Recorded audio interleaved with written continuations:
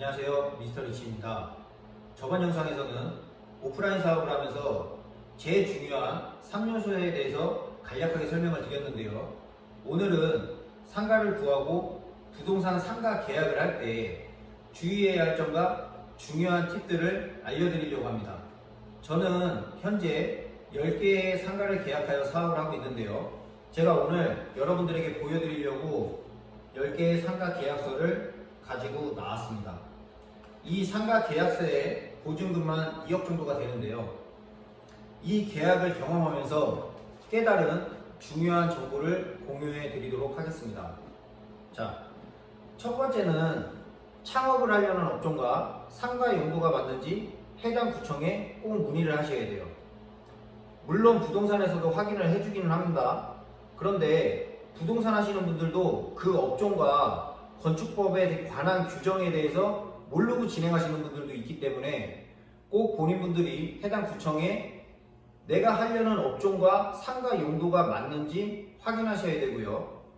자, 예를 들면 제가 하는 그 요식업이나 골프 사업 같은 경우에는 이 계약서에도 나와 있지만 상가 용도가 근린생활시설이어야 됩니다.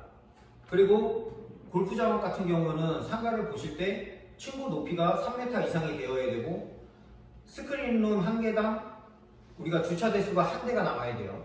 그런데 이 건물 총 면적 대비 스크린룸 한 개당 주차 대수 한 대가 안 나오면 허가가 안 나올 수도 있습니다. 그러면 이미 부동산 계약은 됐는데 시설 투자도 다 됐죠. 근데 허가가 안 나오면 한 방에 날아갈 수 있는 그런 위험에 처하실 수 있습니다.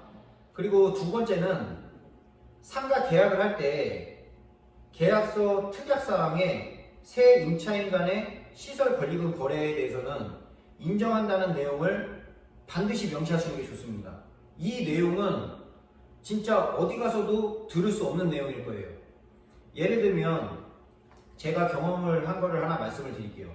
제가 매장을 오픈을 하고 장사를 잘 하고 그 주변이 번화가가 되면서 시설 권리금이 생겨가지고 저한테 권리금 1억 5천만 원을 주고 계약하신다는 분이 나타나가지고 제가 임대인한테 말씀을 드렸더니 임대인이 당신은 왜 내 상가에 무권리로 들어와서 장사도 잘하고 왜 권리금까지 받아서 나가야 되냐 이러면서 제 권리금을 인정해주지 않았습니다. 그래서 저는 그 계약을 하지 못했어요.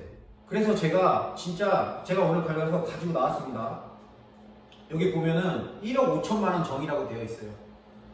물론 그 다음에 새 임차인이 나타나서 1억 5천만 원에 계약을 하고 내 보증금 5천만 원까지 해서 2억을 받아서 나오기는 했습니다. 하지만 그 과정이 굉장히 힘들고 고통스러웠어요. 그래서 여러분들은 꼭 이 계약을 하실 때 계약서의 특약사항에 새 임차인 간의 시설 권리금 거래에 대해서는 인정한다는 내용을 명시하셔서 저 같은 경험은 하지 않으셨으면 좋겠습니다.